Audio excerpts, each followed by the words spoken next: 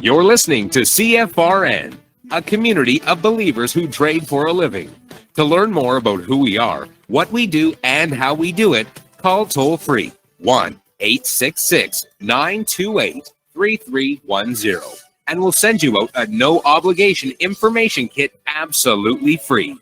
866-928-3310.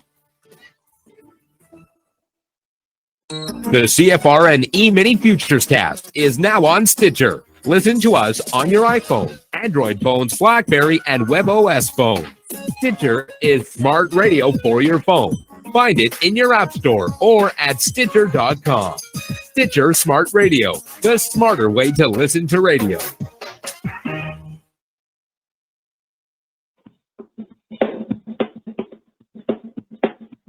Are you ready, Steve?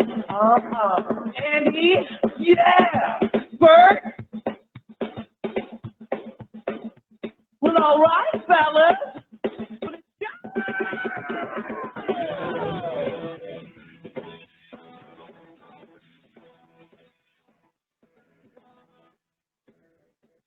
You're listening to CFRN, the Christian Financial Radio Network. Today's broadcast is brought to you by Audible. Get a free audiobook download at www.audibletrial.com/CFRN. Over 85,000 titles.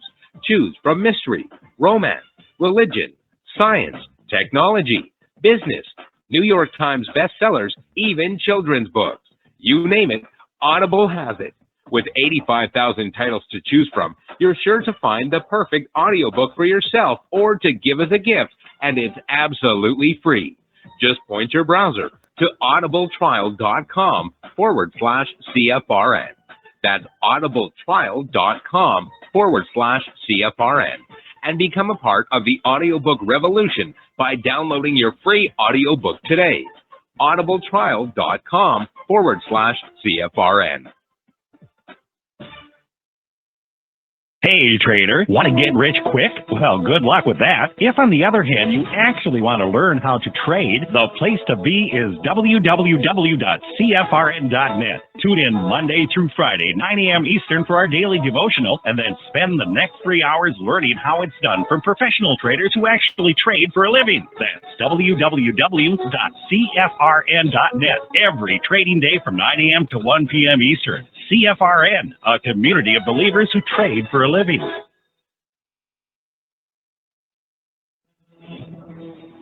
Good afternoon, traders, and welcome back to the CFRN Emini Futures cast. This is the daily broadcast of Indeterminate Length, where we discuss all things Emini, along with some really big ideas on the finer points of trading gold, bonds, crude, sugar, the euro, and even T-bills. Joining us today from our studios in Boston, Mr. Michael Borth. From our trading desk in Chicago, Mr. Burton Schlichter. Now, to get things started, let's go to our host and founder in Studio A, overlooking South Mountain, America's largest city park. Here's Dwayne.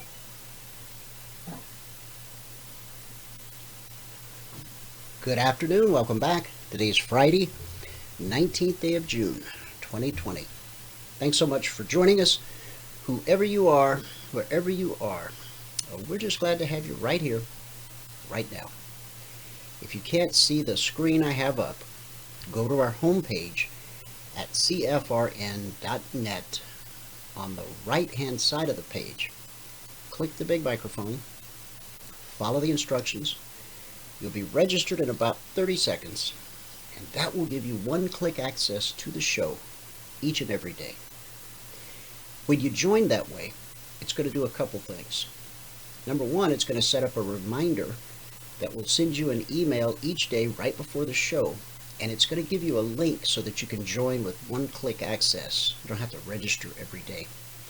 Also, joining that way gives you a chat box so that you can ask questions and participate in the discussion. Now, if you find yourself away from the office, away from your desktop, point any internet-connected browser, that includes your phone, your tablet, the guy sitting next to you on the bus, right?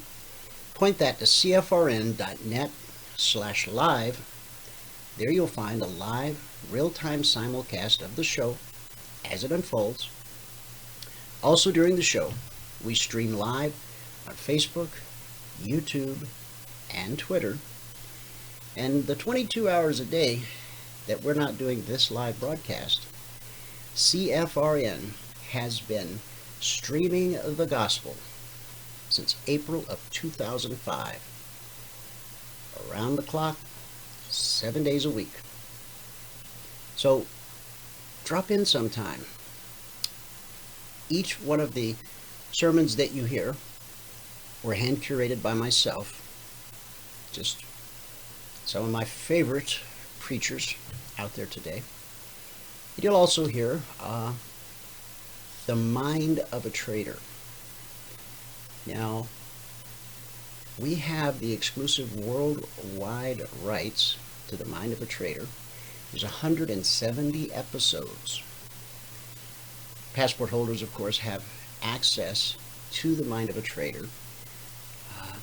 The gentleman that produced those did an incredible job. And so, as you listen to CFRN radio during the hours when we're not broadcasting live, along with those hand-curated sermons, you'll also hear lessons from the mind of a trader. Let's open with a word of prayer. God, we thank you for your mercy and your grace in our lives. We come to you today, God, in humble prayer for the United States of America. Father, we ask that you would bless our president. We ask that you would give him wisdom and strength to serve the American people and lead our country in ways that are pleasing to you. We humbly ask, God, that you bless our Congress. Instill in them knowledge and understanding to enact laws that protect the sanctity of life, from the unborn to the elderly, and promote the good of all people. Lord, we ask that you bless the people of the United States. Make us aware of our responsibility as citizens to uphold the principles of life, liberty, justice, and equality. And Father, we ask that you send your Holy Spirit upon our country. Make us people of faith in this time of uncertainty. Make us people of hope in this time of trouble. Make us people of compassion with those who are less fortunate. God, we pray that you would make us people of peace in our homes, our communities, our country, and our world. We ask this all in the name of your Son, Jesus. Amen. Amen. All right. Amen. It is Friday. Happy Friday, everybody.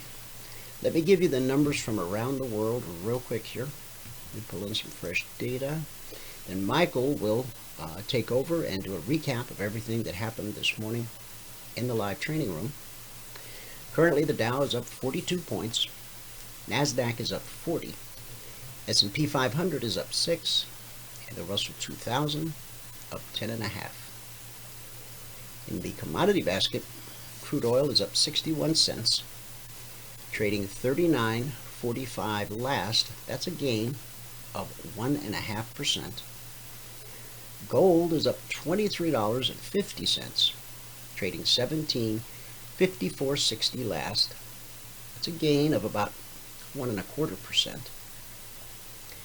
In the Asian markets, at the close, the Nikkei posted a gain of 123 points. Shanghai rose 28.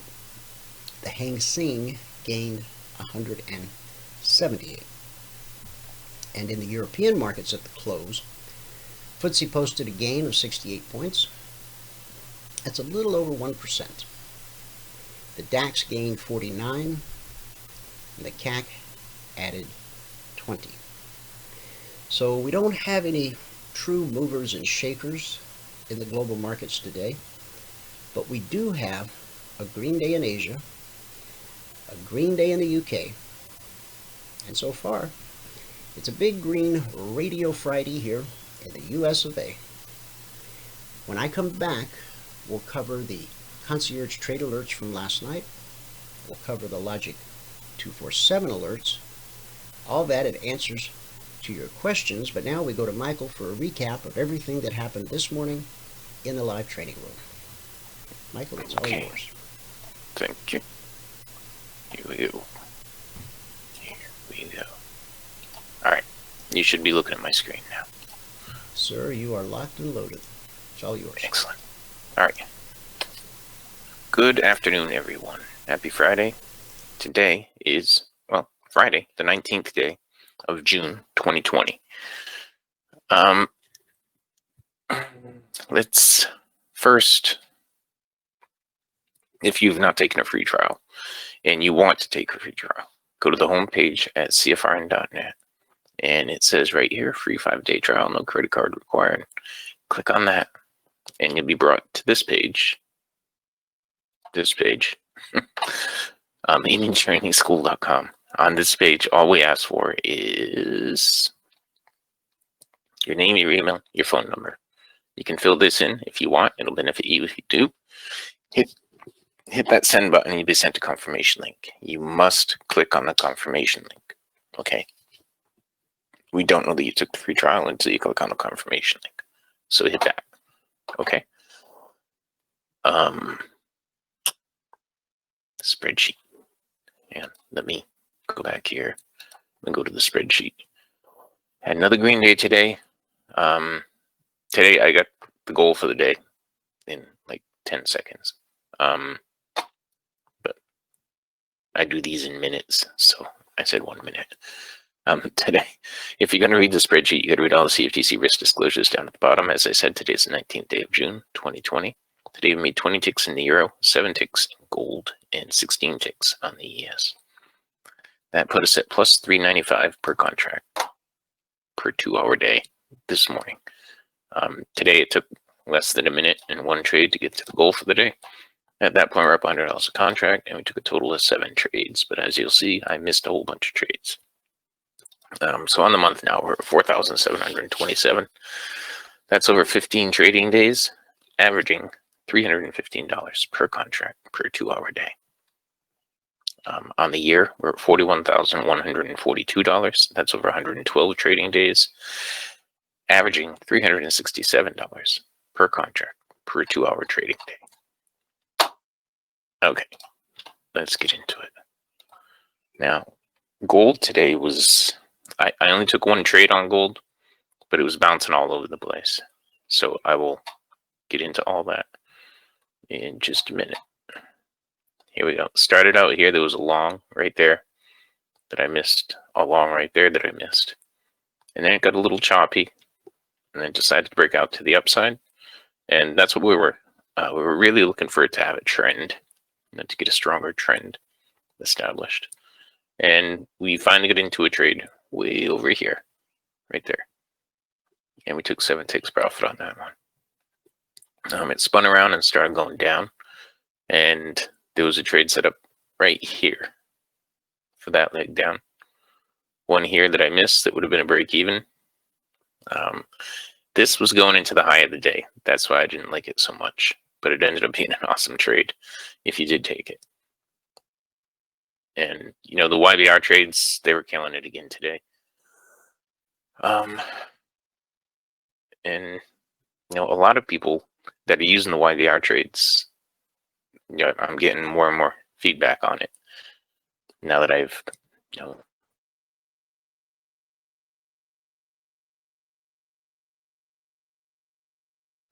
very positive feedback. There were a couple of them right in here. And see, this one I wouldn't have done because this cycle's going up too steep, but it worked out well anyway. This one right in here, put that leg up. This is during the break now.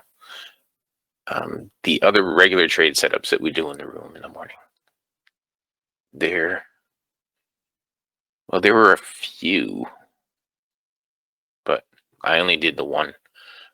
There was a short right here for that leg down. Another one right here for that leg down. And then it just started going sideways. Okay, and that was the ES. Now, I'm not the ES, that was gold. Now, the euro was pretty volatile today. You can see in here we had, I didn't do this because the cycle's flattened in the middle, but it did have a close down below the trend line right there. I missed that one. I missed that one. I picked up 16 ticks on that one. And you know, I'm looking at the YBR trades as they were setting up.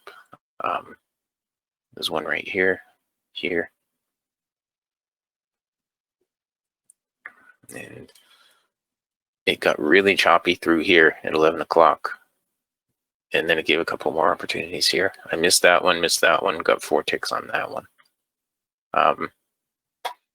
Then it turned around and started giving shorting opportunities. Okay. One was right there.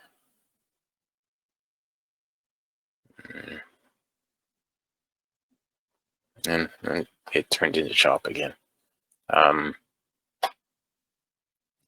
But we picked up 20 ticks on the euro today, so it was pretty good. I'm trying to minimize this. There it goes. Okay, crude oil.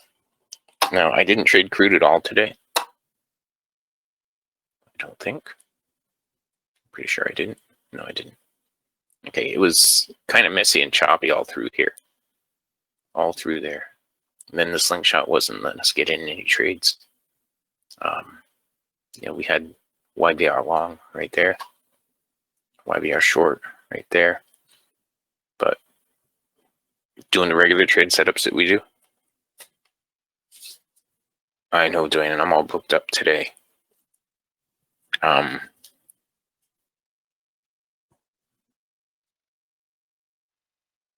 We'll have to schedule a time. Okay. Probably on Monday. Okay, and you know, I'll go check something in a minute here. After I'm done doing this recap, I'll go check something in a minute. There may be some setting for you that has expired that I have to look at. Okay. All right, so there was a shorting opportunity. Yeah, nowhere in there. There was a long opportunity here. Now, if you did the YBR trade, you would have gotten in 1 bar earlier. But using the trendline trade, you got in right there on a close above the trend line. Okay, then it got into the break, and during the break, we had some great opportunity right here, right there, right there, and then the slingshot had to reset. So when it was resetting and it was coming up here, what I would have said in the room in the morning session is expect a big leg down and then possibly more shorting opportunities. And this was the big leg down. That was to drag the cycle back down. Okay. No. Powell's going to be speaking here at 1 o'clock, I think. Oh, yeah, so we didn't trade anything on crude this morning. On the ES, we had a few trades, and we ended up with 16 ticks profit. I'm pretty sure it was the ES, yeah, right here. Within the first minute of the market, we got our 8 ticks profit right there. It turned around and gave a momentum long trade right there that would have been a break even. Then it got really choppy.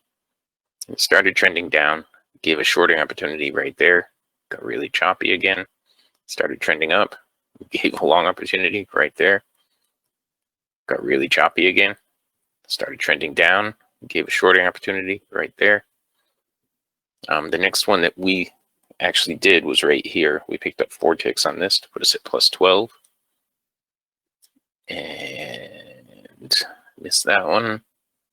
Picked up 4 more ticks over here to put us at plus 16. There was a short right there as well. And then we get into the break. I'm trying to scroll right now so I can show you. Yeah, we had a break even there. And that was all the trading we did on the ES this morning. Now, during the break, it consolidated right here for a little while. Gave a YBR short right there. A YBR long right there.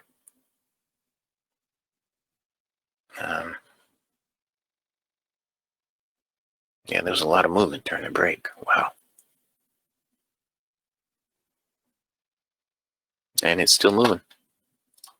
But that was it for the morning session. So if you're going to read the spreadsheet, you got to read all the CFTC risk disclosures down at the bottom. Today is the 19th day, Friday, the 19th day of June 2020. We picked up 20 ticks in the euro, 7 ticks in gold, and 16 ticks on the ES. Put us at plus 395 per contract per 2-hour day. Today it took about 10 seconds in one trade to get to the goal for the day. At that point, we're up $100 a contract, and we took a total of 7 trades today. So on the month, we're at $4,727. That's over 15 days, averaging $315 per contract per day. On the year, we're at $41,142. That's over 112 trading days, averaging $367 per contract per 2-hour trading day. And as you see, I missed most of the trades. If you have not taken a free trial with us and you want to, just go here where it says free 5-day trial, no credit card required. Click on that and you'll be brought to this page, eminitrainingschool.com. On this page, all we ask for is your name, your email, your phone number. You can fill this out if you want. Hit the send button and you'll be sent a confirmation link. You must click on that confirmation link. Okay? If you don't click the confirmation link, we don't know that you took the free trial. Okay. And with that, we can pass it back out to fabulous Phoenix, Arizona, overlooking the South Mountain, America's largest city park. Dwayne, if you are ready. Yes, sir. I am ready. And hang on, I have a knock at my door, so please just bear with me 1 second. Okay, I'll just talk. All right, looking at the markets right now, we're sitting at unbroken dynamic support on gold. It's all pretty choppy in here right now. Recap of the recap. Okay, today it took like 10 seconds in one trade to get to the goal for the day. And at that point, we're up $100 a contract. Good job. Thank you. Now, guys, this is just how quickly things can change. I just went over the numbers with you, right? And I said we had a green day in Asia, a green day in the UK, and it was a big green radio Friday here in the US of A. Had you been in the pre-market strategy session this morning, you would have heard me talk about why I thought that perhaps we would see lower prices today. So in the amount of time that it took Michael to do a recap of the live training room, the indices here in the US are now red.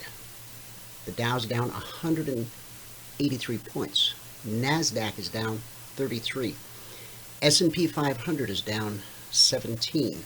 Russell 2000 still holding on to 6 points of green.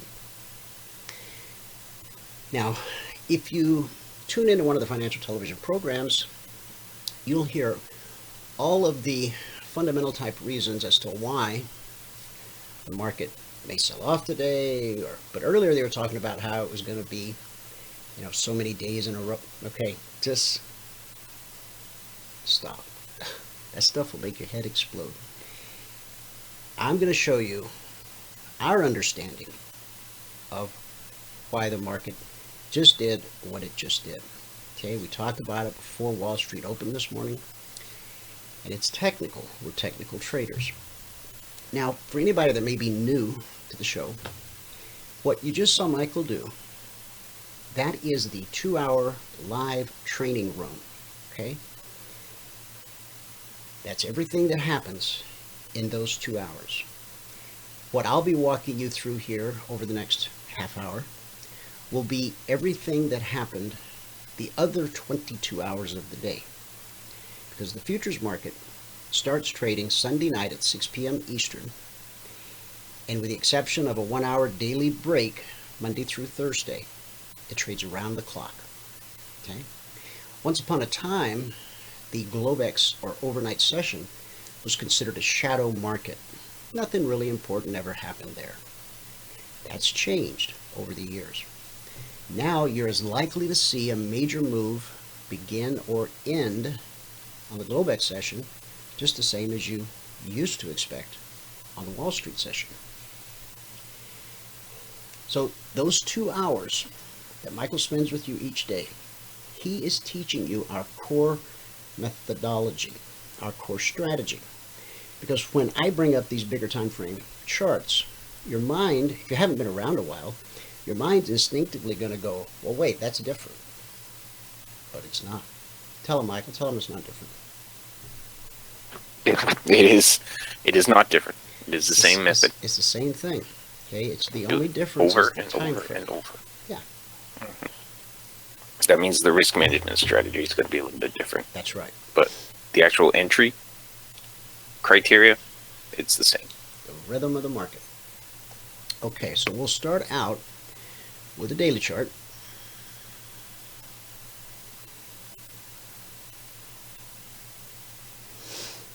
All right.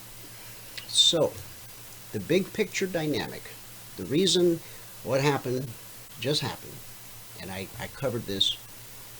Now, if you want the whole big picture dynamic, watch yesterday's show, or the day before, or the day before, because we've walked you through every move, day by day, of the pandemic sell-off, the pandemic recovery, okay?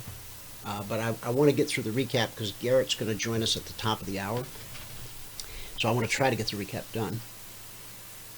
Here's the dynamic. When price ran into, on the daily chart, the area that we anticipated to be good resistance, I think markets are moving so fast, my chart just choked. But anyway, just here to the left, you'll see support. Yeah, there it is. Right there. Now, you may have heard this term, the ceiling becomes the floor, and vice versa. In other words, support, once price takes out that support, if it's major support, as the market climbs, you expect that area to become resistance. And it does, faithfully, over and over again and again. So that's how we knew as price came up into this area, that's why this shading, this rectangle has been here for a very long time, because we knew that when price got back, and we know it will get back, because the indices are built to go higher over time. S&P is 500 large cap companies. There's a lengthy list of criteria to become a member of the S&P 500. But miss your numbers, miss your earnings a couple times, you'll be asked to leave, and a fresh, strong bull will be brought in to replace the company that was faltering. So yes, we'll have sell-offs, pullbacks, all that stuff. But over time, go look at any one of the index futures, S&P, Dow, Russell, NQ. Get up a monthly chart that takes you back to when that thing first started trading. And it started in the bottom left-hand corner of your screen, and it's now currently in the upper part of the right-hand side of your screen. So again, there'll be sell-offs, there'll be pullbacks, but over time, it's going to go higher. Now, we hit resistance, and when price can't get through resistance, it's going to go look for support. Price is very needy, okay? It needs resistance or support to keep it working. So it comes back to the BBC, which we expect to be good support when we approach from above, and it was. We even reached down and touched the 24% Fibonacci retracement. Okay, so that's two things telling us that we're potentially going to have good support here. not to mention these highs right across here. Okay? So support is now going to send price in search of resistance. And this indicator, the technical term is CFMA1. I just call it blue and climbing, bullish, red and falling, bearish. Everything I explain on this daily chart is also true on the 30-minute, on the 5-minute, on the 1-minute, and on the range chart. Okay? So, as price finds support and rallies, we were prepared because we knew we had red and falling overhead. So day one, we try to break through red and falling, can't do it. Day two, we try it again. Nope. Day three, we don't even get above red and falling. Which brings us to today, day 4 of the battle.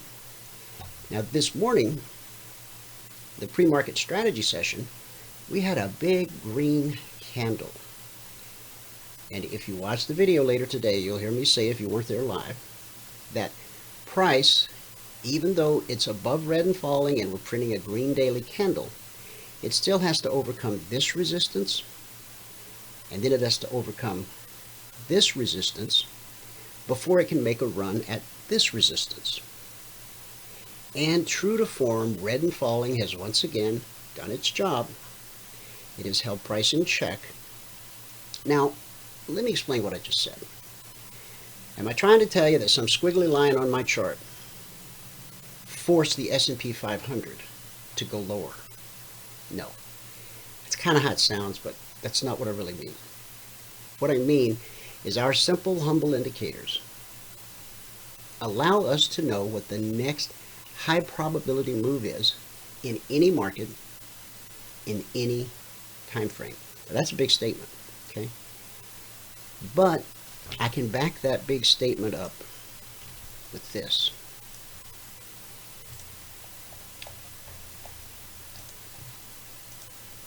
Over the last 98 weeks, we have issued 4,137 trade alerts.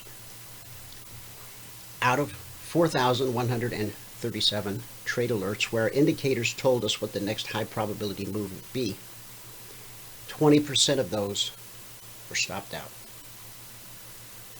based on risking $300 or less per contract per trade.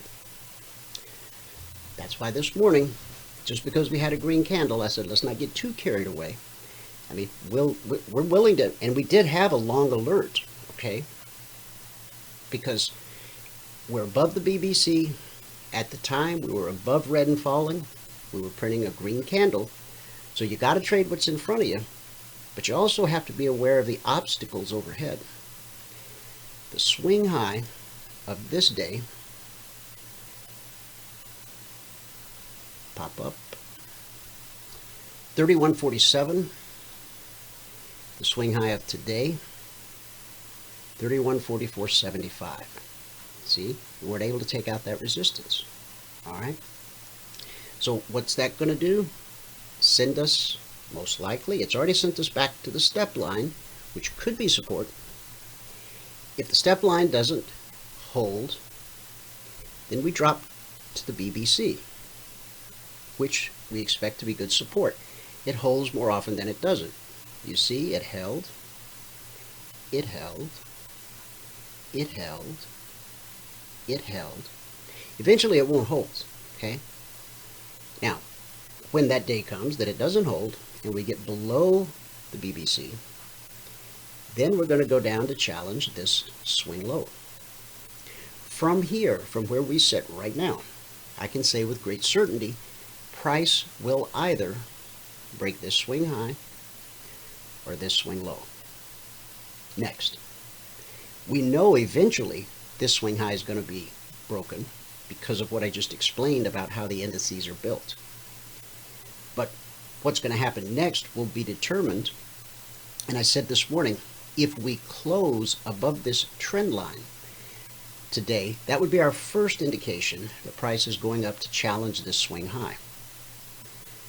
At the moment, it doesn't look like that's how we're going to end the session. Today is options expiration. Is today triple witching, Michael? I'm not an options guy, so I think he's on the phone maybe. But there is options expiration today. I don't trade options. I focus 100% on the futures. When John joins us each day, we talk about some of the stocks that he tracks, but my attention is 100% on the futures because I've just found that to be so much simpler. In the world of stocks, you've got a universe of like 8,000 stocks. So you got to do a lot of research, and there's no guarantee that they're going to go higher over time.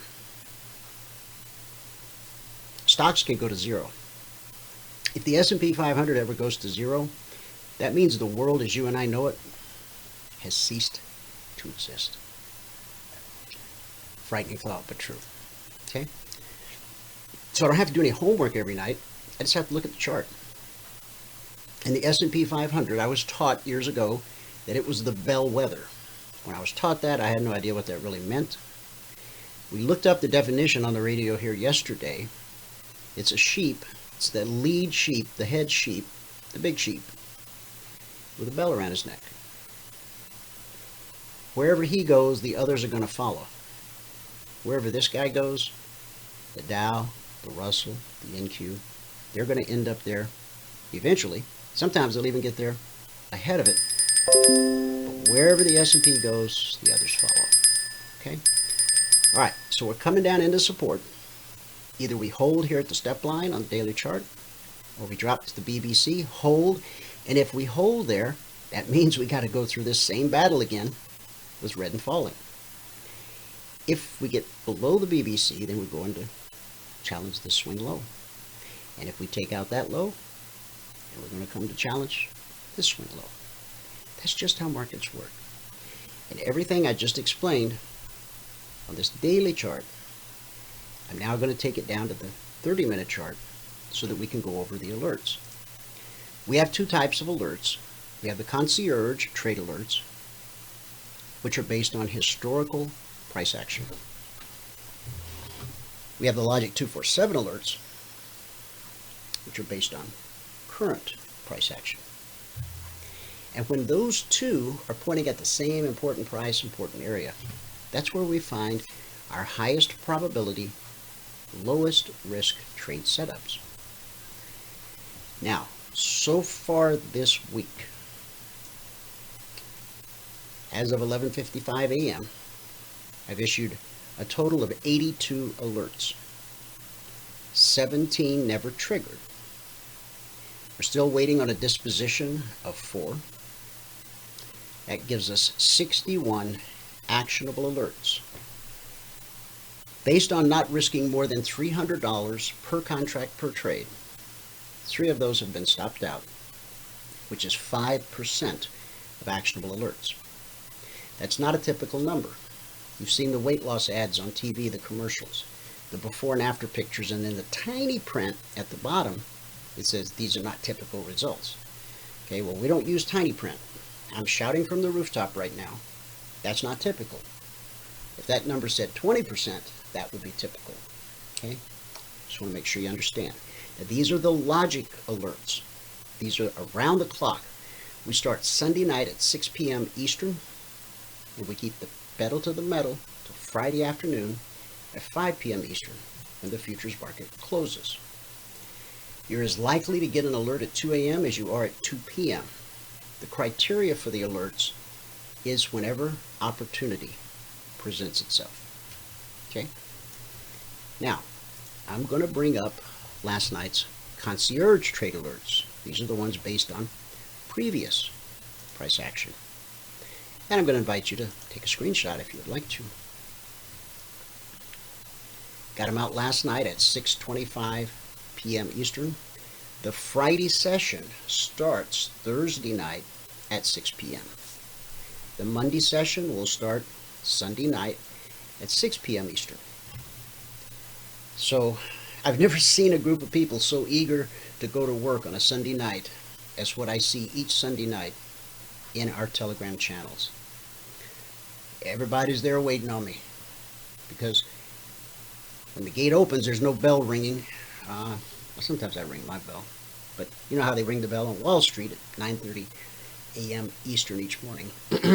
Sunday night, there's nobody ringing the bell on TV, but the market's open, and we have some beautiful movements on a Sunday night, okay, which leads us right into the London Open at 3 a.m. Eastern, which leads us into the Wall Street Open at 9:30 a.m. Eastern, and then the markets close at 5 p.m. Eastern. 1 hour break. They got to empty the ashtrays, sweep the floor. Kidding. And then at 6 p.m. Monday night begins the Tuesday session. Okay, everybody got a screenshot. So let's go to the 30-minute chart. Ooh-wee. Did we have an alert in the channel to compensate for this? Yes, we did. Two, I think. Oh boy. Okay. All right, guys, we're going to put the kibosh on the recap, and I'll pick up where we left off after we talk to John and after we talk to Garrett. So just keep your finger on that place. And John, welcome to the show. Hi there. Well, Welcome to the show. Good to have you with us. just a second, sorry.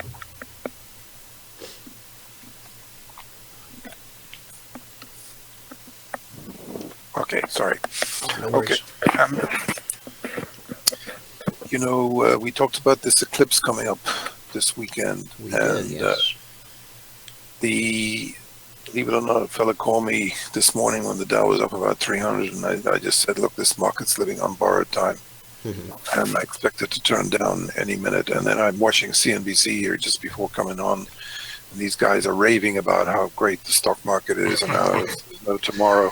And all of a sudden, bang, we got this sell-off. Yep. So, look, any day the Dow is up 300 or so, and especially when it opens higher, sells off pretty early. We saw this at the beginning of the route, and Microsoft. Remember how Microsoft led the way down? Mm-hmm. It started coming off before everything else this morning. I was looking at Zoom. Apple. Apple did go a little bit higher, but basically, it's just I wasn't ruling out the possibility that might happen. But of course, as soon as it poked its head above to a new high, it got knocked on the head right away. So I think it's not the same. The market's not the same as what it was. The rallies are starting to be sold now, and there's a bit of damage control going on where they're trying to rally the market here, and maybe they'll succeed. But I think we're in a topping process, and I think you have to be very, very cautious right now, because something like this, could be a prelude to an overnight massacre on Sunday night, such as we've seen before. Right. And a down Monday, Tuesday, Wednesday kind of thing next week could be pretty brutal. And the fact that we had the first sell-off was, an $1,800 drop on the Dow was certainly not expected by many people. Just about no one's looking for a correction right now. So if you look at the UVXY or the TVIX, let's put that up. Okay. Give me 1 second.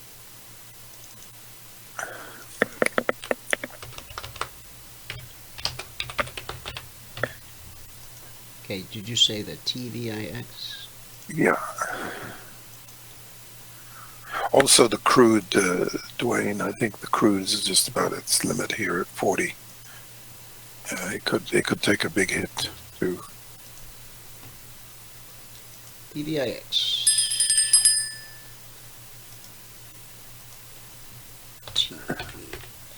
Bitcoin might be in for a hit too, It's Yeah, been you tracking- see there's that kind of double bottom there developing. The two green days, Mhm.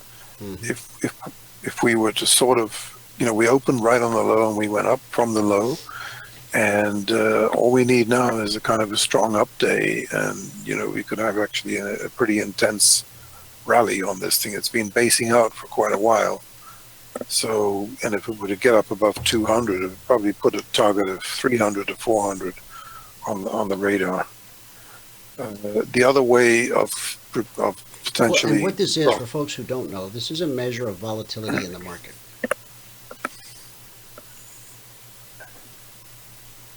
Go ahead, Right, John. and when the volatility increases, as it does in a downtrend, the volatility index goes up pretty dramatically, as we've seen already. And I hate to tell you this, but I was actually thinking we might make new highs on this thing.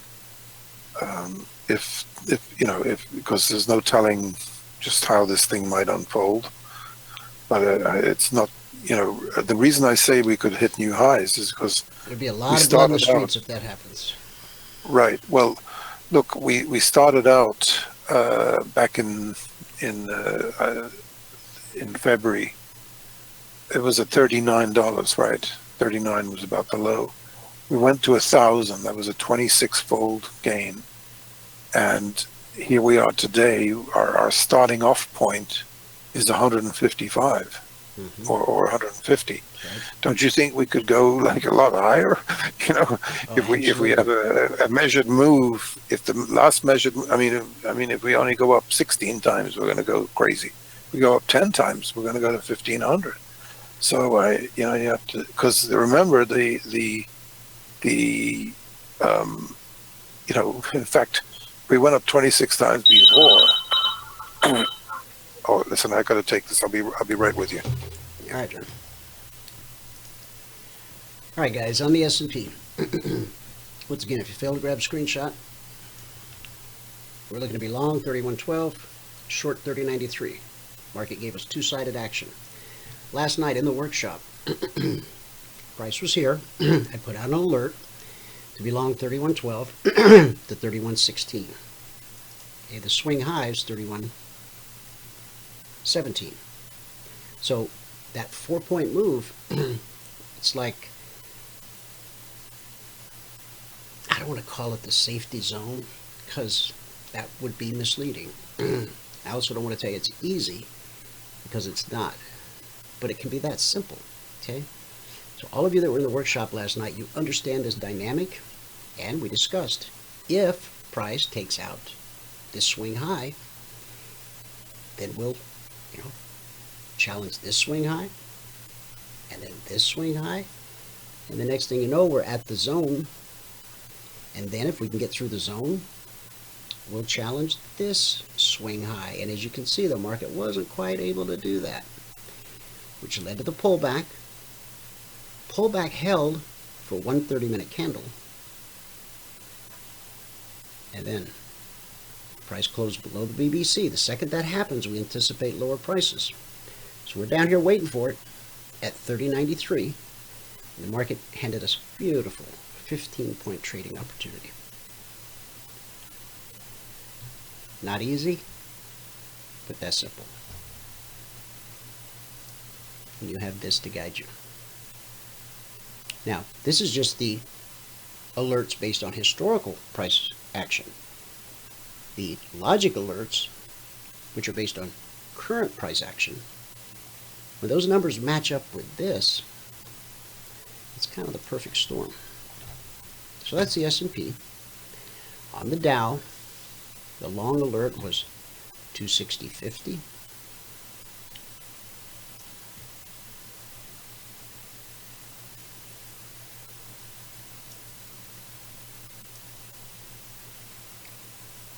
$260.50.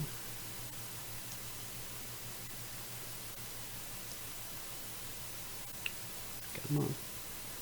260.50. Where are you? Ah, it's right about there.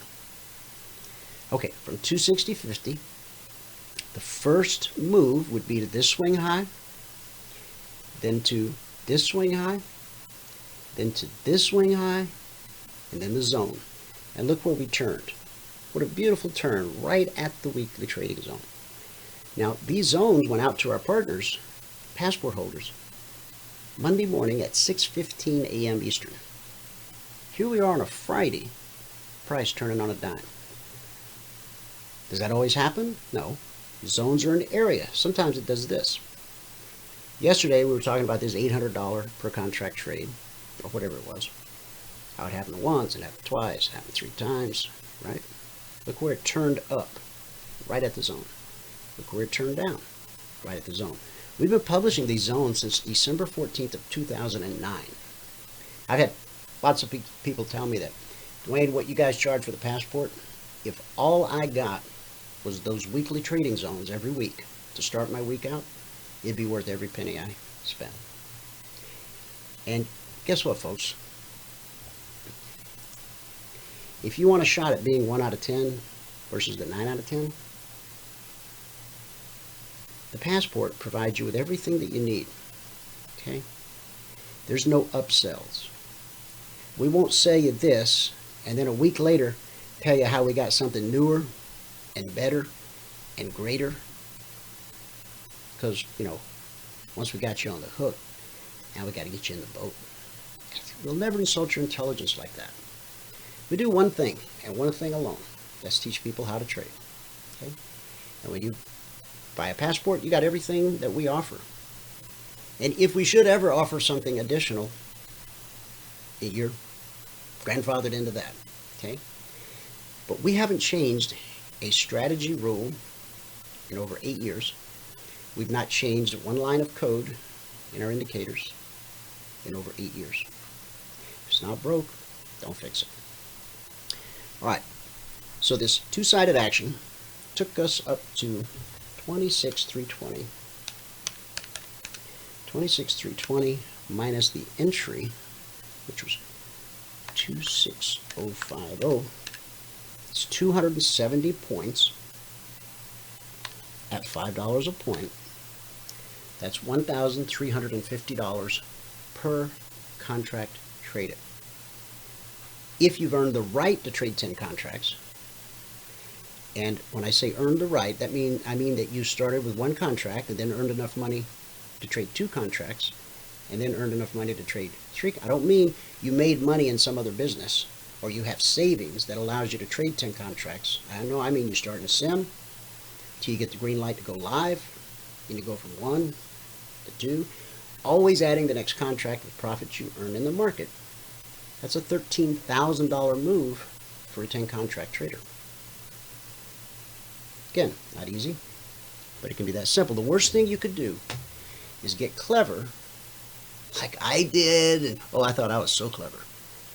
Once I understood the math, shoot, I got money, I'm just going to trade 10 contracts. All that one step at a time nonsense. I'm a smart guy. Well, I wasn't quite as smart as I thought I was, because I went belly up fast. And everybody I know that's ever tried to jump to the head of the line went belly up as well. Okay? So, based on that, $1,300 per contract move to the upside. The short side of the Dow was 25850.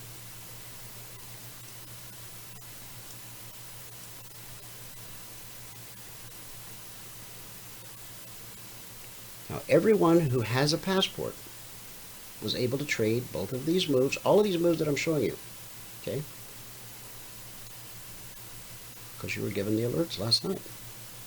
If you're new, you should only be trading in SIM until you put together 10 consecutive days in a row. Once you put together 10 consecutive days in a row where you reach your goal in 10 trades or less, the blueprint will give you the green light to go live with 1 contract. You're going to trade that 1 contract until you increase your account balance by $2,000. That's when you get the green light to add contract number 2. Big day, dancing in the street, because you're adding that second contract with profit you earned in the market. That's the first indication that you're actually building a profitable trading business, possibly for the first time in your trading career. Much celebration. Okay? Is that you, John? All right, I thought I heard somebody. All right, Garrett's going to be here in a minute, so all I can do is just tell you the Russell. We had an alert at 1431, took us up to 1448 at $50 a point. And the short side of the Russell was to sell 1414, which took us down to 1409, $50 a point. NQ, the long alert for the NQ was 1069, and we've made it up to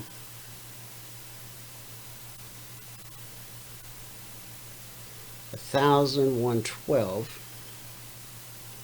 So that's 70, 30. It's about $800 per contract traded. The short side of the NQ was 99.55. So 99.55 minus the swing low. Come on, chart. Oh, we'll just call it 99.50.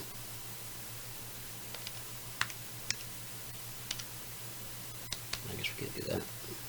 What's the number again? 99.55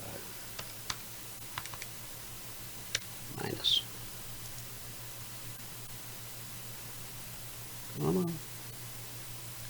99.36. It's 20 points. At $20 a point. So that side of it's $400 per contract traded. Is that you, Garrett? I'm still here. Oh, John, is Garrett okay. coming on today? He sure is, yeah. Should be here in a moment. Great. So what would you like me to bring up? Well, I was going to bring up right after that TVIX, the SQQQ. Okay, here we go. And the SQQQ opened lower today at an all-time high, opposite the NASDAQ. But what's interesting, if you put up probably the weekly on that, I don't know whether that'll work or not. Okay, here's today on a 30-minute, but I can certainly Now switch it to it's a interesting the way it opened. You see this little way, the way it kind of arced up a bit. Yep. Obviously, if we kind of, if the market rallies and then decides to sell off later in the day, and this thing starts to go higher, it's probably going to have a pretty good move up to 9 or 10 from here. So, look, it's a relatively low risk way of protecting yourself against the market downturn. In the crash, it went up to $30. It's gone down a lot lower because of the market going to a new high, but again, it might go a lot. It might have a lot more percentage upside than it did the last time. If the market did take a big hit. So it's the reason is obviously buying in around $8 or so. I'm seeing something on my screen over here, John. VIX down 9% in the past week. Yeah, no, it has been going down, but it's. And again, guys, that's a measure of volatility. Yeah. So this is 30-minute. Let me go back to daily. Yeah, it's the point being is quiet before the storm. Right, and look, when it runs up like this and pulls back, there's a bit of divergence. It's like pulling back a slingshot or a bow and arrow. Exactly. You can see the next move could really be a big deal on this. Yes, it could. Yeah. So that's kind of my thoughts. And remember, look, we came down. Look at that gap back here. The first gap. We've really come back and tested that gap. You're talking about this one right here, John? No, the one back in March. Back in March. This one? Yeah. That one? Yeah. Okay. And look how we've come back to it, and the doji right there at about the same level, and have started going higher. It's a troubling development, believe me. So. Well, here's what I was just sharing with the audience, Sean. On the daily chart of the S&P, we've been battling red and falling, one of our indicators, for 1, 2, 3, 4 sessions. Now this morning we had a big green candle, And I said, Yeah. guys, don't get too carried away because we've got to close above this high and this high before we can even go to challenge that high. So, don't be too quick. No, that was a good call. And we I mean, just listen, sold off. double doji's bad enough. A triple doji's even worse. That's about as rare as a blue moon or an eclipse of the sun. So it's about as rare as the lunar eclipse or the thingamajig we got happening Sunday night. Exactly. And look, just put up United Airlines, UAL, if you can. Mm-hmm. UAL. There we go. That's look at that. It's really actually pretty bearish, that chart. It's got a kind of an outside day to day. I was going to say bearish engulfing. Yeah. Context really opened higher. It's on the low of the day. Mm-hmm. Boeing is in the same boat. It's coming off. If you want to have a look at Boeing. Okay. It's almost identical, and a lot of downside here. These stocks could really tank. Apple, if you want to take a quick look at it. Sure. Yeah, I don't see Garrett in the audience yet, so we can still cover whatever you want to cover. And then, of course, you're welcome to stick around and talk with us. You read, it usually means you're going to go down. So yeah, here we go with another outside day. Now the context here for bearish engulfing, okay, this candlestick says a lot. If we close below the low of yesterday, and then, when we open Monday, or if we gap lower Monday and take out that low, if $335 doesn't hold on Monday, if we continue down, then it's how about quite this, a drop. Dwayne? Yeah. I mean, remember the last time there was a lot of island tops developing. So if we gap down on Monday, you're leaving an island top, and that is really deadly. That's just deadly. Even the last time, look at the one we had back in the middle of April. It was a little island top, and we went considerably lower before we went back up. And remember, this may not be the end of the world. It may just be a pullback. This island bottom led to quite a rally. Right, exactly, and as was the big bottom, the actual day. The 20. I think it was the 24th. This one. 23rd rather, 23rd. And then we gapped up on the 24th. So, a double island is really, really bullish. So, it's about as good as it gets. So, and actually had a little island, kind of a little baby island from, the previous top before we had this reversal. So, coming off, I did say in the last few days, I think there's sort of distribution type selling, systematic selling going on here near these highs. And I mean, you've got to realize, we're looking at the biggest rally in history here. There's never been anything like it. And when you get up to the top, you got to be careful. Just. Hey, John, Garrett, welcome to the show. John, stick around and talk with us if you can. Hey, Garrett, thanks. Welcome to the show. Thanks, Dwayne. How are you? Hi, John. Good. We got John here with us too. So, hey, we got the whole crowd today, huh? The gang's all here. That's right. That's great. I was just we were just talking about how this market for just a second. You guys talk for just a second. I'll be right back. We were just talking, just to bring you up to date, Garrett, about how this market is starting to exhibit troubling symptoms of a reversal here, and any day the Dow opens up 300 and sells off is not a good day normally, and especially if we close lower. And we're making a lot of outside days today, potential island tops. The VIXs look poised to go higher. So and if we come in lower on Sunday night, I think there could be a bloodbath in this market. Yeah, I think so too. It's funny that that's I was saying I call it the new reality, and the new reality is on the one side it's don't fight the Fed, and on the other side it's don't fight reality. Yeah. So the question becomes, on the one side it's like, hey, the Fed's throwing money at the market and the market's going up, and but don't think about anything. Don't cloud your mind with with thoughts. It's they're throwing money at it, buy the market. Yeah, don't. It's an emotional play. And on the other side, you got the logical guys. Well, we've got to take a look at what's happened here. The market's moved up. In the case of the FANG stocks, and I'll show you. I got a chart. It's incredible. If you look at the market, the Wilshire 500. I'm sorry, the Wilshire 5000, which is basically all stocks. You know, you're below the prior high of February. If you look at the FANG stocks, you're quite a ways above it. So the FANG stocks are kind of, you know, they're saying, hey, look, the Dow 30, those were what we are now. I mean, those were the stocks in the 1920s that we are now. They were, and then you're just coming out of an industrial revolution. So industrial stocks like oil and autos and airlines and chemicals and all that are the stocks to play. Now, of course, we had the information age, and it's funny. It was the FANG stocks, and then it was the FANG with 2 A's, and then it was, Microsoft had to be in there because it's one of 3 companies that are $1 trillion valuation now. 4, Amazon, Apple, and is there another one?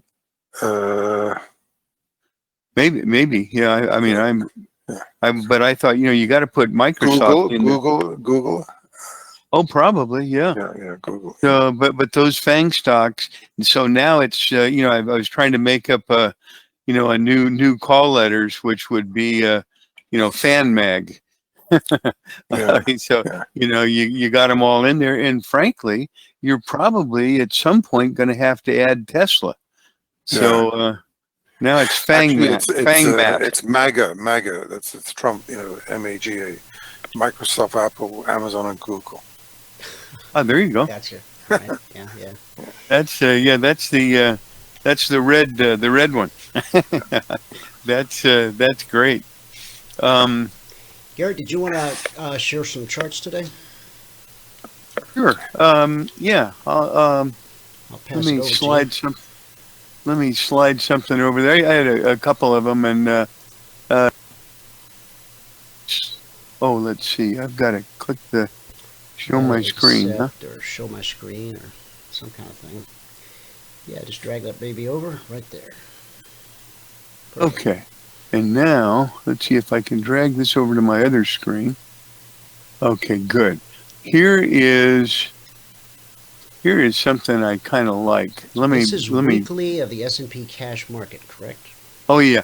If you don't mind, I'll come back there. I'm in the midst of writing a little update to the clients, and I happen to see this. Garrett, I got a lot of people that would like to get on your mailing list. So after the show, when you call me over the weekend, let's discuss how to best do that.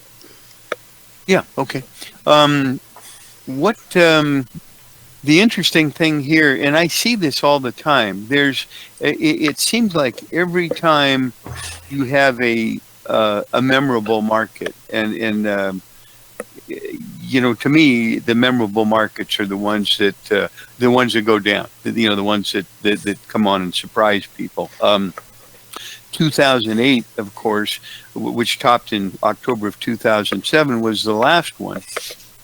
And then what was the big date? Do you remember the day in 2008? John might remember because he's got like a photographic memory. But I was listening to a podcast the other day, and they played a recording of the New York Stock Exchange floor on the day in 2008 when it really fell apart, and the pandemonium that I heard. I mean, I lived through that. I traded through that. I don't remember it being as dramatic as it sounded, and this was just a recording of the activity on the floor, and the commentators, oh my God, and I'm thinking, hello? Over time, the S&P 500 always goes higher. Over time, the Dow always goes higher. People whose job is to be commentators on TV and to trade people's money on Wall Street, they don't understand these very simple dynamics of the market. It's shocking, quite frankly. Back to you. Oh yeah, here's the top on October 11th in 2007, and you had that initial 5-wave down here and an ABC move up and then another 1, 2, 3, 4, and a big fifth wave down here. I was trying to, excuse me, I'm trying to remember when that was in 2008, because for me, I was bearish over here in 2007, and so 2008, of course, is when it happened. Here's the early part of 2008, where you started to get an acceleration down, and then let's see if we can. May was in my mind, and I could be wrong, but here's the rest of it. So here's a sharp. You come back over here. The top was October the 10th and 11th of 07. That was the top. Yeah. The first top was 1400.41. That was July the 19th. Then we crashed down to August 16th. That was the bottom. We call the lows on this show, within 2 points at the bottom of the S&P. We then rallied up to October, and that was the top. And what happened in 08 was from about June onwards, we went into this absolute meltdown that you're looking at right now. And October was particularly bad. Yeah, May did kind of stick in my mind. In May, I don't remember that down day, but your secondary decline really kind of started in May and went down here into July, and then you couldn't get going anywhere in the summer, and around the end of around the end of August, boom, it starts going down. I don't remember what that. I'm gonna go back and remember which podcast I was listening to, and I'm gonna record that little section of audio. And the next time you're on, we'll play it. It's just unbelievable. I mean, people were really freaking out. There's probably lots of times when that happens there on the floor, though. Can you put that cash index up again, if you wouldn't mind? This one? Yeah. No, the one you had just before. I think it was going right up to date. Oh, the daily? Sure. Hang on just a sec. That would be this one. Yeah, that's a little bit of a different perspective than one Dwayne had a minute ago. Do you see the double top there? Is it that this is live right up till today, right? You mean this double top in here? Yeah. Look at that. It's pretty deadly looking. And really, look at the island top. See, this is the cash market. What we were looking at on my chart is the futures right here, just like this one over here, and you've got this same kind of a pattern. See this? You're overbought. You're not getting anywhere. You gap down. Here. This is kind of a mini version of this one. And the only difference is, you got this part here fairly quickly. So maybe it's going to be a smaller pattern. Now, but something look that's at the important for the audience to understand. This cash market, there's gaps because this chart doesn't change between 4 p.m. Eastern and 9:30 a.m. the next morning. This chart doesn't print a tick. The futures keep trading. That's why my chart looks smoother and more continuous, and whereas this has these gaps that happen because, this cash market, it's the index which tracks the stocks, but you can't trade the cash index. You've got to trade the individual stocks, or man created derivatives so they could trade the index. This is where we get futures and options and all that kind of stuff. Back to you.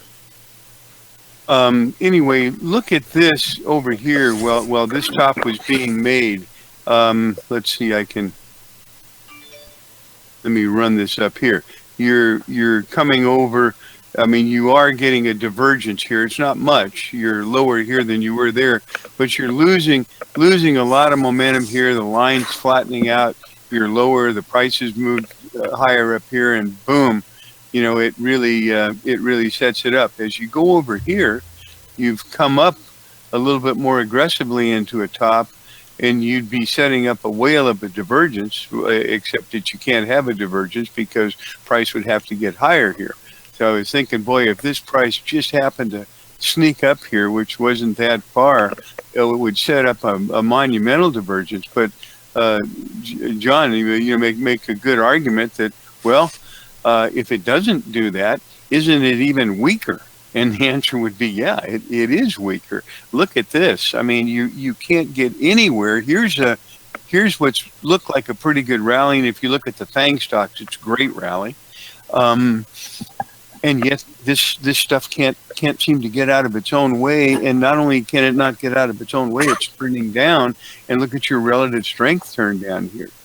So it's this would appear to be setting up something that is going to get down and test this 200-day moving average pretty quickly, and maybe the lower Bollinger Band, and then oh my goodness, what happens if you if you break below? See, I've got this little megaphone pattern here, just because that's kind of what it was doing.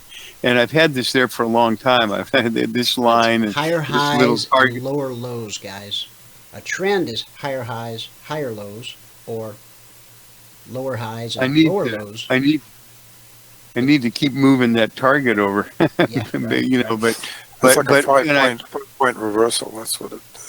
yeah, and I put on these little numbers here. I put on, and I thought, I'm not very bullish right now. Like I'm seeing what John's seeing here, and this to me looks heavy. And by the way, there's a ton of things coming up here that are just absolutely remarkable. Sunday night lunar eclipse, solar eclipse. Yeah, so you've got a triple witching. You've got the beginning of a critical reversal date. There's a critical. This is based on the fact that you have. I'm not the person that you want to talk to about astrology, but I try to keep my I call it astronomy. There's a difference. Astronomy, astrology, whichever, the one that relates to the stock market. But I've kept my ear to the ground on that a lot. And you have a 3-planet situation now where you have Mercury retrograde coming up, a Neptune retrograde, and a Venus direct, and you've got the summer solstice, and you've got a solar eclipse on Sunday, I believe. Right. So it's like, this is just a remarkable amount of, farmers, for the people who think, oh my gosh, that's kind of crazy talking about that stuff. I said, well, the guys who use the almanac and are aware of the tides are farmers. They utilize it. They realize that the moon's out there, and it's close to us, and it affects things. Your horoscope in the newspaper, that's not science, that's astrology. What you're talking about is astronomy, that's science. And you're absolutely right. Farmers use that, and some traders to whatever degree. We're not people who read the stars as opposed to the bars, but, everything that you're saying, these heavenly bodies, they do have an impact on things that happen here on Earth. I mean, you can reduce it down to just the gravitational pull that the moon has on the Earth. It controls the tides. We know that. We accept that as science. Okay, if the gravitational effect of the moon on the Earth can control the tides, well, that's a huge body of water. Well, your body is about 70% water. Yeah, and see, that's the interesting thing. I said, when people have said, what's the connection? And I said, look, I don't know what the connection That's is. a great answer. I don't know. I said, I don't know what the connection is, but I'll tell you, but I've got some thoughts on what it might be. And I said, think about it this way.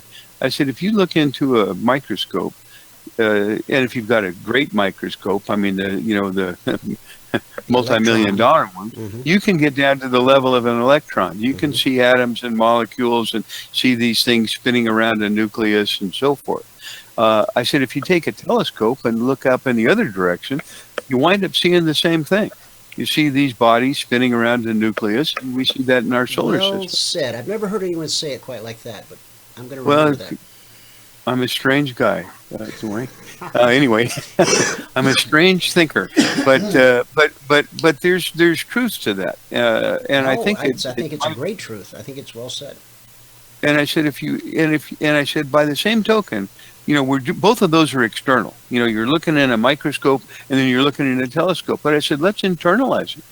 I said, if you get real small and go in our own body, I mean, real small, you wind up seeing the same thing, don't you? You're going to have atoms and molecules running around in there. So if you get down to that finite level, and you're really small, it's all the same.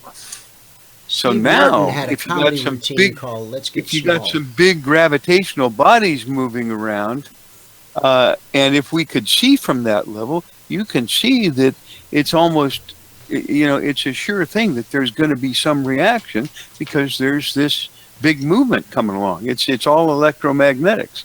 So I said, to me, mentally, that's how and why this works. I mean, how it specifically works and how it affects, your hormones and causes you to pull the trigger to buy or sell. That's, that's another issue. But by the way, here's a chart that you guys are going to like, or not like. Let me show you this. This is interesting. Can you see that? I can. This is our friend, the Federal Reserve, who, isn't it interesting? I don't remember when I was studying the Federal Reserve and central banking and stuff like that. I don't remember that one of their functions was to support the stock and bond market. You remember that, John? No. I thought their functions were other things. There were about 4 functions of the Federal Reserve, and in a true capitalist society, isn't it true that if you're in a true capitalist society that it's laissez-faire. Take your hands off. We're going to do business, and it's going to do what it's going to do. It's going to go up. It's going to go down. We're going to make money. We're going to lose money. Something's going to happen. That's the way it works. But the Fed gets in there. Look at this. Here we go. All of a sudden, the Fed's decided to play ball here. And if we pull this down a little bit, Fed's balance sheet, and once again, it's like, oh, here we go. And then if you take it down a little bit further, here it is. This is kind of interesting. Here's what I find interesting. Market crashes, no more China trade agreement, phony pandemic.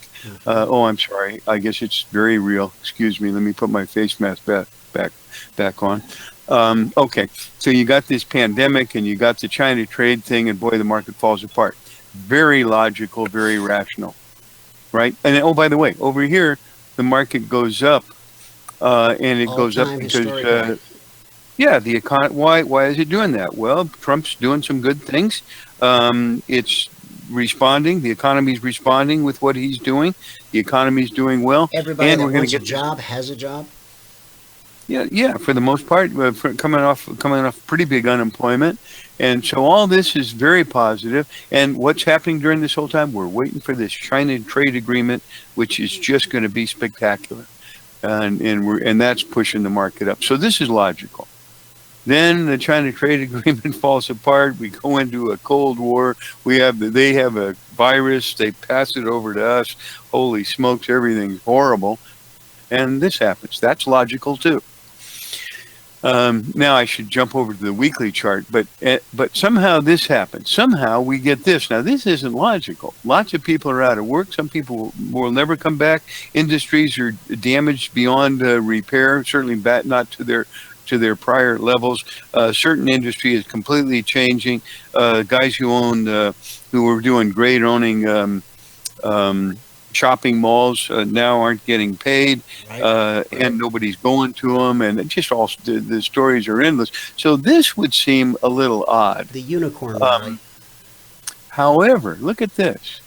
For the first time in all this time, this line is turning down. So the Fed's not playing as much when we're up here too. And that again, John, what we were talking about, what this market looks like now is being pretty heavy. If the Fed, they've been in there a lot. They've been in there a heck of a lot. So this is starting to look, pretty,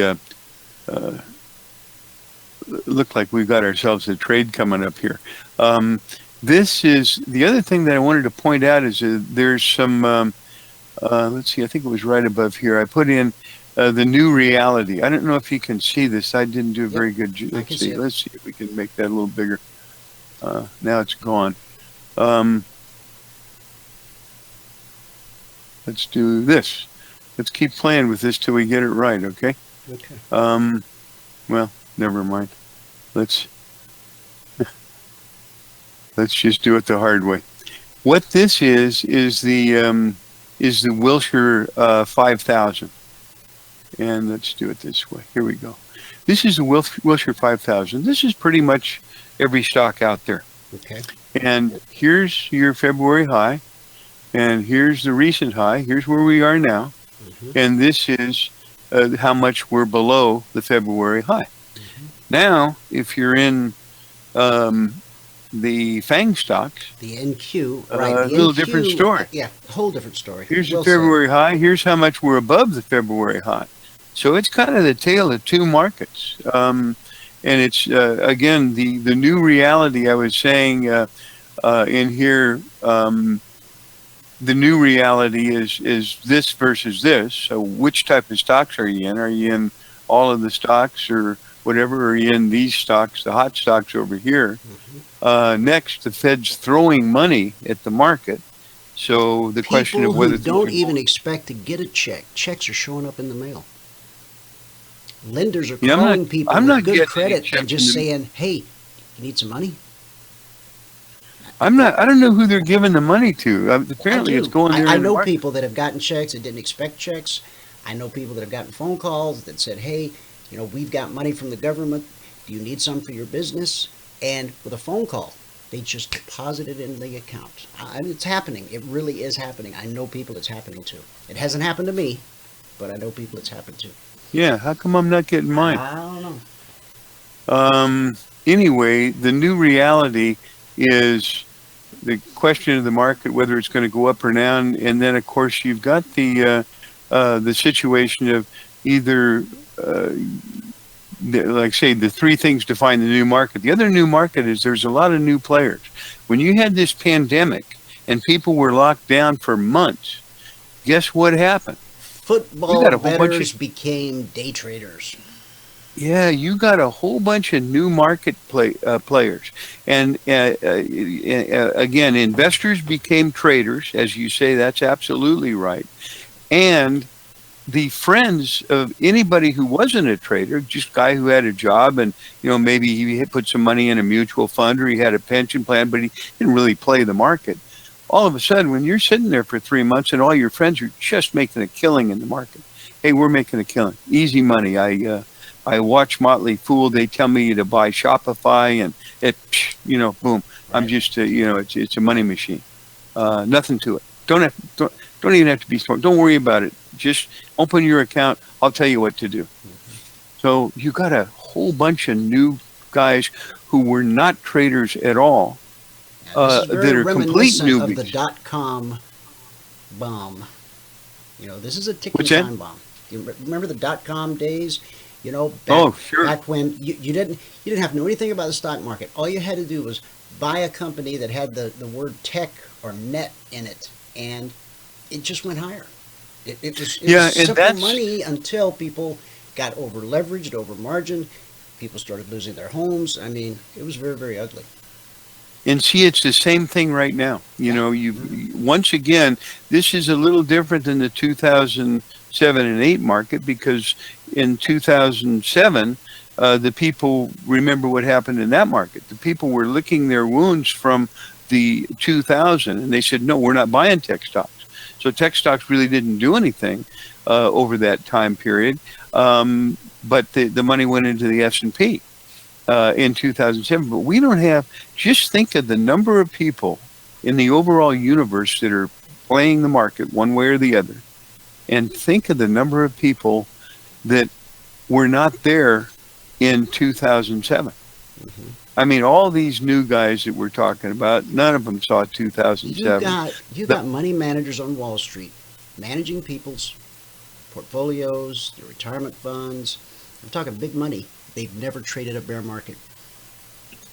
Never seen a bear market. Never seen a bear market, yeah. Not only have they never traded it, they've never seen one. Mhm. So, and in their minds, and I get this with, I almost named some names, but bright people, good people, bright people, saying, "Hey, Why play these other stocks? I play the Shopify, I play the this, I play the that, and there's no argument. You can't make an argument with them because they'll just say, "Look, here's what I'm doing." And my comment is, "Hey, listen, do what you're comfortable doing, do what you like doing, and that'll work for you." I said, remember, there'll come a day when the market goes down.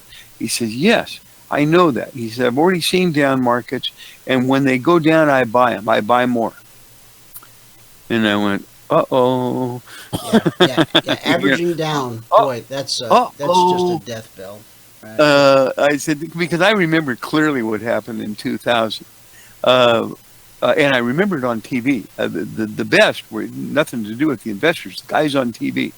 The guys on TV were just criminal about it, and they didn't know any better.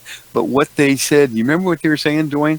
Guys on TV were going, "Oh, this is it. We all know what to do now. This is the buying opportunity. Mm-hmm. You better get out your checkbook." Guys on TV are telling them that. Right. Everybody, let's buy. Here we go. We've seen this happen before. We saw this on the way up. Remember 1998 when they pulled back? Mm-hmm. What an opportunity. They don't make opportunities like that anymore. And yet here's another one. But they were doing stuff like that. Right. And then it would drop a little further and they'd get even more excited. And then after about 2 more drops, then it was kind of quiet. And then they said, sell. You got when buyers stop buying. See, it takes financial commitment for stocks to rise, but for stocks to fall, all it takes is for buyers to stop buying. It doesn't even require any selling pressure. Just let buyers stop buying, and look out. Here it comes. Oh boy, yeah. I mean, well, see, that's why, and I think that's exactly why crashes happen from lows, not highs. Smart money gets out, which will bring your market down. You sell but somewhere down there, they stop buying, and that's when things happen. Because I think that's when things happen to the specialist, right? You know, it's like, oh, where'd all that? Where'd those guys go? Let's start dropping the bids. Yep. So they wind up dropping the bids. Let's see if I had anything else on here that I wanted to share with you. Oh, I do want to go back to this chart on the weekly. And here's okay. And then I'll get out of the way and let you guys chat. But let me see if I can. So far, I'm not very good at blowing these things up. Let's see how this works. Good. Yeah, here is. This is again. I'm looking at a weekly chart. I want to kind of get the big picture. You know, it's tough enough to see. And again, guys, this is the S&P Cash Index, not the futures. Okay, go ahead. Yeah. Now, here's the first thing I did. I'm a visual guy, so I noticed this trend line here. So I thought, well, if I go from this trend line to this low, it catches this low here. Now that's good trend line. I'm hitting on 3 points already. Boom, we hit on this point, and we're here. So I said, okay, that's good trend line. The next way, how do I test a trend line next to see if the price angle is valid? Well, I'll parallel it off a significant point. That would be this last high here before the correction. What's that do? Well, it predicts the top. I'm going, okay, I've got a valid trend line. This is a meaningful line. So I've had that in there for a while. That's good. This is I hope on a everyone weekly in the chart. audience will take a screenshot of this, because what you just showed them with the price channel is something that I show quite often. But sometimes it takes hearing something from a different person, a different voice, said in a little different way for it to actually sink in. This is very important what he's teaching you right here, guys. So anyway, this is here now. Again, I'll have this line in, and sometimes you draw your channels in. The main thing to do is make sure that they're valid and you've got a good price angle, because usually if that's the case, they'll come into the play sometime in the future. So this happens here. You've got this line in, and when this breaks here, it's pretty significant. Yes. You know, it's a pretty significant break, and look how boom, price now came you back to kiss the underside of it before it dropped. Yeah, right here. Yeah. Yeah, so you come down and come back up, and look at that line. There's no body on that, is there? That's a skinny dude right there. It is. Anyway, and this line here, this is a 50-period moving average, and again, the periods now are weeks. So you're basically talking about a 250-day moving average, where in a daily chart, you probably use a 200-day moving average. But anyway, this is in there. So we break through that too. And then we just get crazy and sell on down here to 21.91. Now we come back up, the Fed's coming back up, and we come up and hit this line. We hit it not only last week, but the week before. So we hit it a couple times. And then it dropped down to here. So what I was pointing out here is that for the time being, we've got something to find. We've got the bears. This is an epic struggle between the bulls and the bears, the buyers Yeah, there and the you go. sellers. Exactly where I was going. And you've got the situation here where you've got the bears up here defending this goal, and the bulls down here with the moving average defending this one. And this week here we've kind of come down, and we're giving the bulls a chance to see if if they want to get in there, if they're truly committed to their positions. Exactly. So there's that, and I thought there's not too much more to say. I mean, until one of these two areas is broken, and of course this one is you've still got this line, and it's going up at a pretty good angle. So this guys, is really he's walking you through a weekly version of what I walked you through earlier on the daily chart. Same dynamic. Yeah. This is just bigger picture. Now this chart, and maybe I can do better on this. Let me see.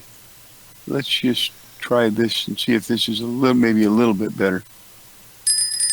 I wanted to point this out because this is my indicator here, and by and large, what I want to see is this blue line flatten.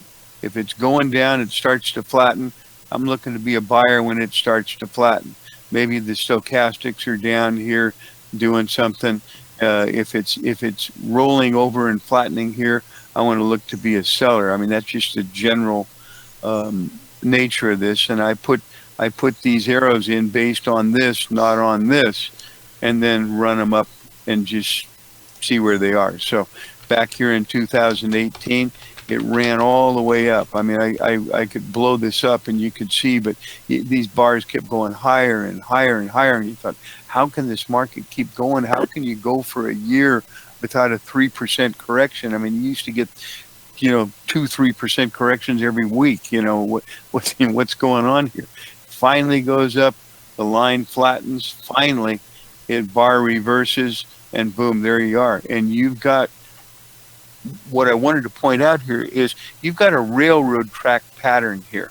A railroad track pattern is named that because it looks like a railroad track. And the point of it is that you get an exuberant move up. You wind up getting an over exuberant move up that starts at a low down here and then goes up to a high and a close, and it closes on that high. Very bullish. And the next bar opens at or near that high and closes down at the low. So you're saying we've got an exuberant move upwards, and all of a sudden you got a reversal. And that's the significance of a railroad track pattern. Frequently they're patterns that end to move, mostly on the upside. Downside, don't have them too often because, it's a different emotion. It's fear versus greed. Greed gives you a chance to have this happen. Fear usually does this, boom, or over here, boom. We just turn it around. Over here, similar, smaller pattern. Here, same thing a little bit, but this one was a classic one. This is a classic one. It's easy to see. This is a classic one. It's easy to see. Hey, that's a railroad track pattern. I get it. Well, look at that. This is a big railroad. I mean, this one here is unbelievable. In a weekly time period, it's explosive up here, and it closes up there. And then you open up a little bit higher and reverse that down. And boy, I look down here on my indicator. I did this in black because it's very hard to see, but these are green bars. I don't have the yellow bar up yet, but I got a green internal bar, and then this reverses and it's lower. This is the end of last week. So I get a reversal in my bar, which is essentially a sell signal. I mean, that's what you see over here. Bar reverses, sell signal, sell signal. So that's a sell signal, although I do have another rule. But because of this being so strong and so big, it just looked like, boy, this thing is just going to collapse. Well, it didn't. At least it didn't yet. It may still do it. But now we've had this week, which has done this. It's gone up, and now it's kind of losing its action. But this was kind of a surprise. It shouldn't happen. Well, when you get something like this is why one of my rules is watch this line. If this line's not flattening over here and it's still going up pretty good, you've got to be careful. And oh, by the way, if these two lines are still going up as of that time period, you want to be careful too. One of the things you look for is a breaking of a prior low, and that happened. But it didn't happen for long. It came right around and came back up. And again, when you're looking to do this on a weekly chart, you're going to want to key that off the daily chart. So here, you want to go down to the daily chart and say, gee, what happened here? What's going on here? Well, we got our break, and we got this thing up here, and we're looking for a sell, but son of a gun, right here, this line reversed. See my bar here? This bar, if I read it, that bar is a negative 41.65. Over here, it's a negative 36. That's a reversal right there. Now, this line's still going down, but that's turning, so it's saying, watch out. And where does it turn? Right there, right on this low bar. So now the daily's saying, hey, something's going on. We're not really falling apart like the weekly would imply, and then it turns around and goes higher. Now it goes up and does this on the next bar, and now we're losing momentum. So what I did with these numbers here is I put in, do I want to be bullish? Do I want to be bearish? Do I know which one? Well, if I make a bullish count, it's 1, A, B, C, 2. We've got a wave 3. We've got a wave 4. And now we're moving up here into the summer here, which still could happen. But otherwise, maybe we've got an A, B, and we're about to do a C wave down. Or if we've got a top here, we've got a 1, 2, 1, A, B, C, 2, 3 to the downside. I don't know. But it looks like this wants to roll over. You've got a critical reversal date, which is really important. I'll show you the last critical reversal date was May 15th. This may be hard to see, but this is May 12th and 13th, I think. Let me see if I'm right. May 11th and May 12th.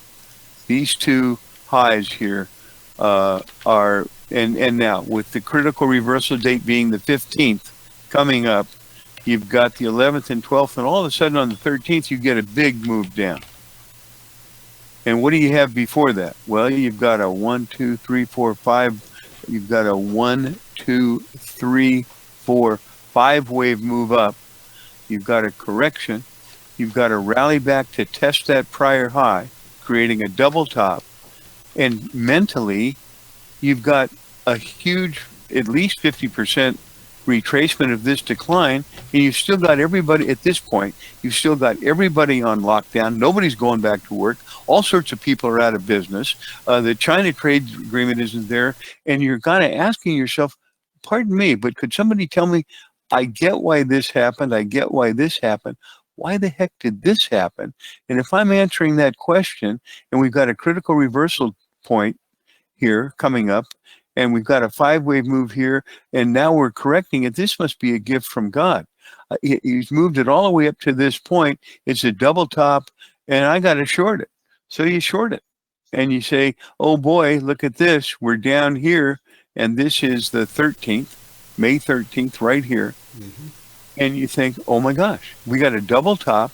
the market should never have got here in the first place. This thing should drop like a rock. Here's the 14th right there, and it's gone lower. This thing is on its way down. Well, here's the 15th. Here's your critical reversal date, and look what happened. So, what am I saying? What I'm saying is we've got a critical reversal date that starts today. Today's the 19th, right? And it goes to the 22nd. That's Monday. So do we have the same thing here where it goes down and we get a breakdown, or do we get faked out and have it go up? See, the critical reversal date worked like a charm. It just didn't look like that's what it was going to do. It worked. And if this one works, and by the way, what is this big, ugly black line in the middle of your chart, Mr. Jones? This is that terrific line that connected the top from January of 2018 to September of 2018 to July 26th of 2019. It's a perfect trend line. And you could break it down even to an hourly basis and hit each of those tops exactly. I mean, I've never seen that. I don't recall seeing that happen before to that exactness. So I just have kind of kept this line around. We broke down here. We kind of rallied up to it and fell apart. We worked up, got to it here, got above it, went below it. Now we're hanging around it again. I mean, theoretically, people could say, well, no, hasn't that line served its purpose? Didn't it hit the three tops? And the answer is, yeah, it did. But it seemed to be drawing price for some reason. And when we move away from it, in this case, at least over here, when we moved away from it, we moved away with con mucho gusto, as they say, huh? Right. With a lot of energy. Right. So anyway, there's a whole bunch of stuff coming up, and this whole month, the other things that I could mention, along with the solstice and the solar eclipse and some of the astro stuff and the critical reversal date and the triple witching and the fact that it's Friday, is the typical monthly seasonality.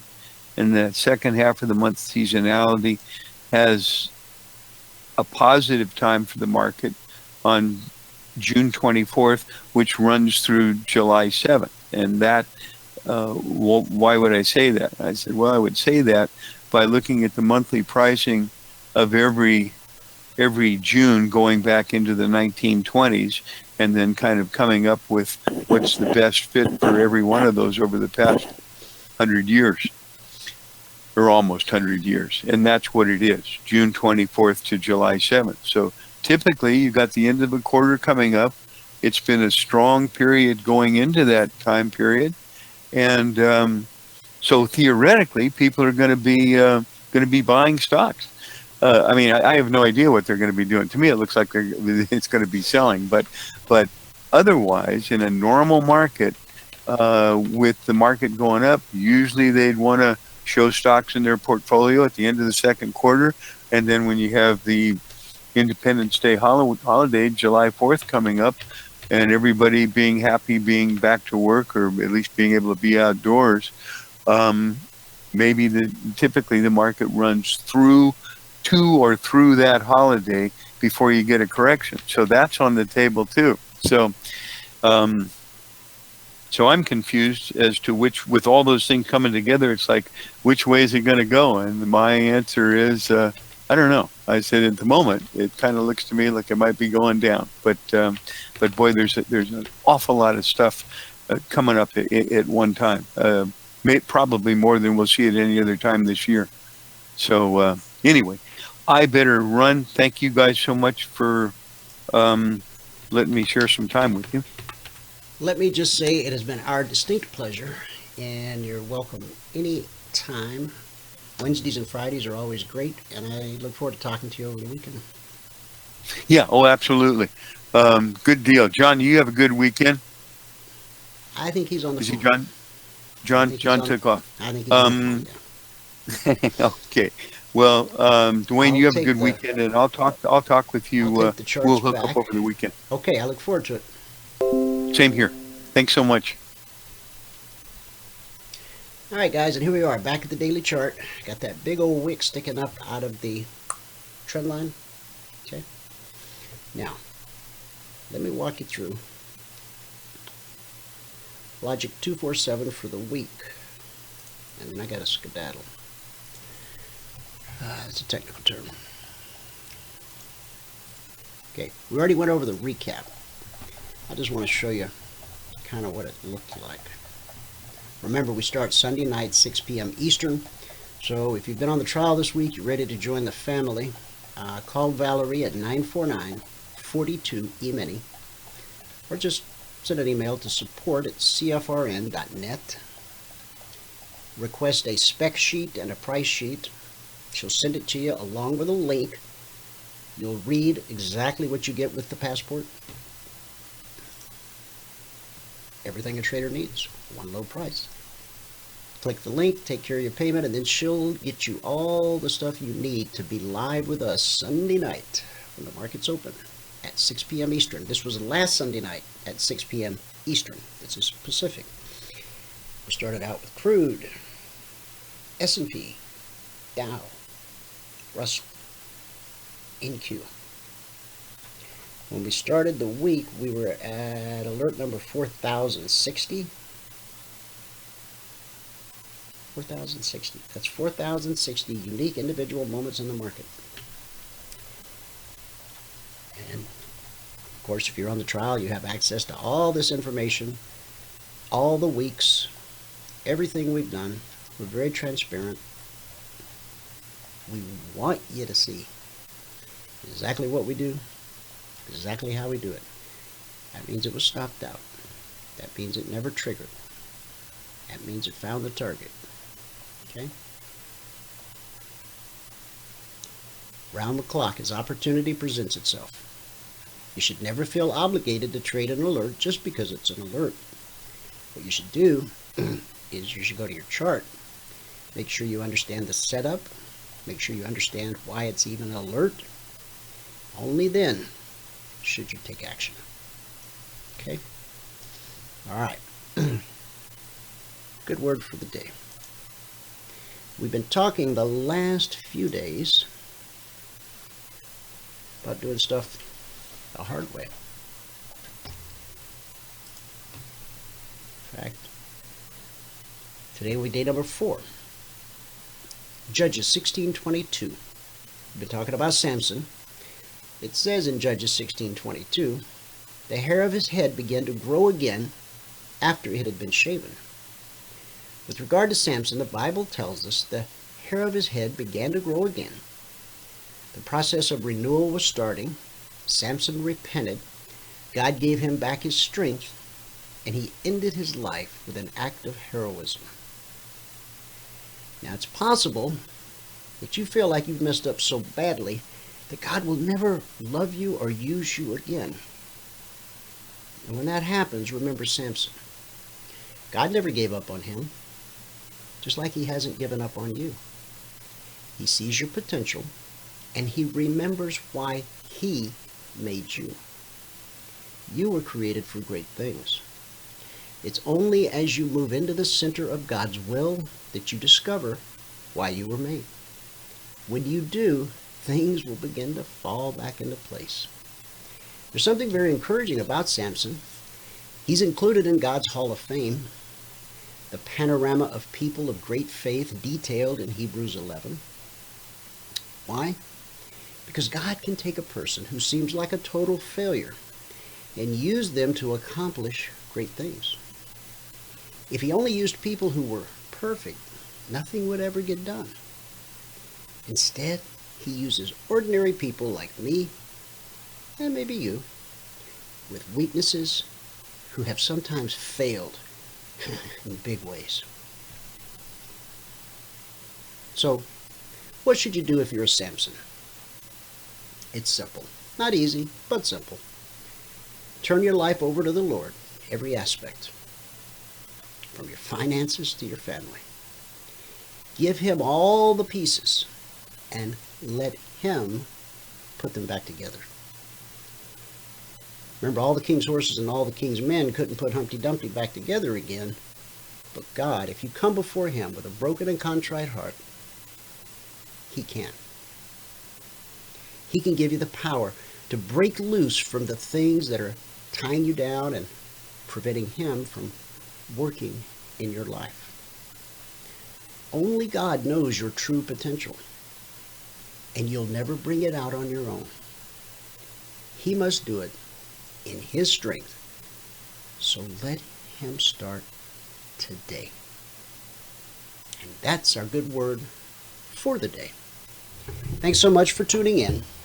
Whoever you are, wherever you are, may God continue to richly bless you with His mercy and with His grace. And I'll see you at the bell.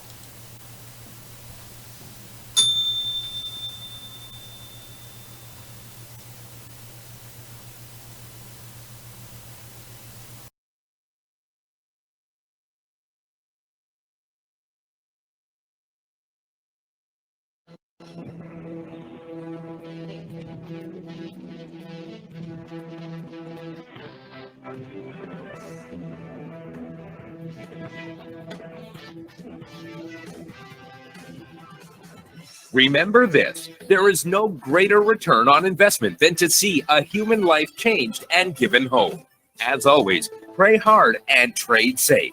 Any financial information discussed on this show is simply the opinion of our host, Dwayne Reeves, his co-hosts, and guests. To learn more about trading Emini Futures or to take a 1-week free trial in our live trading room, call 1-866-928-3310. 866-928-3310. Information discussed on this radio program should not be construed as a recommendation to buy or sell any security. Always do your own due diligence and consult with a licensed securities broker or financial planner before making any investment decision.